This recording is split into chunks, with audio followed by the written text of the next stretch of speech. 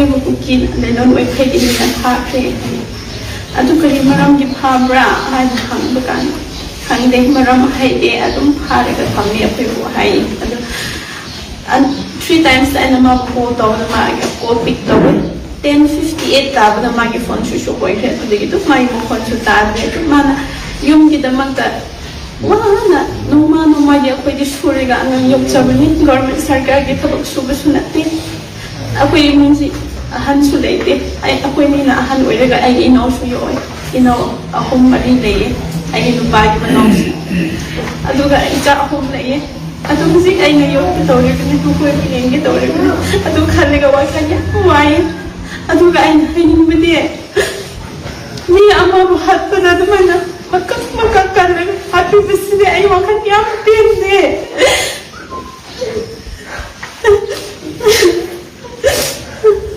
masalo na sari ka masagi na inaway nagasiza pa na kung sige na kanya bili mo ko tatsang na ito pa na mabuhay na wala kamang ito mawakan na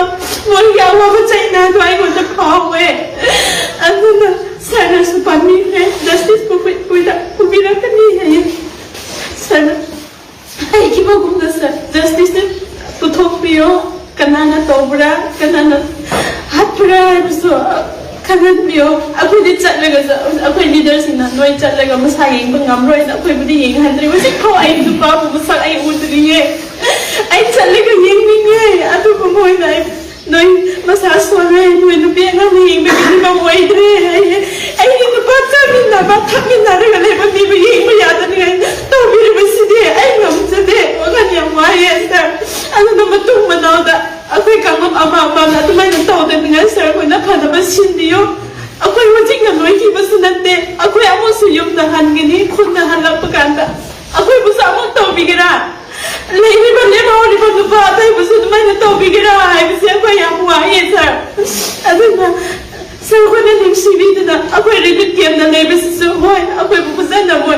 ako'y itiyon mamakan ko na pasan ako'y mag-treatment TV at wala so yung dalay rin ka Kunda chang na galay na sa ay ako na hena pamday na ko buso kunda na chang din nga sa sinbiyo sa wait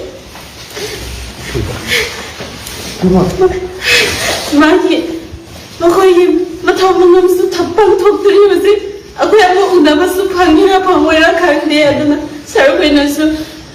nung sibire haraga ako gi awa baso mating pangbigini na sir na so hay am harawe tang so pangbira kini khale aduga Oje ako'y nuba ako'y bu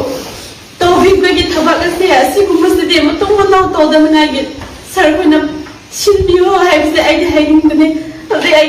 ay japangam da bagi ay sister mo nang rang chalaga ay nupa gi dead body si identify to ni ano na makhong si sude hay ayam ay go niya magi masada may par suda ba hay sa di kya mo maram gina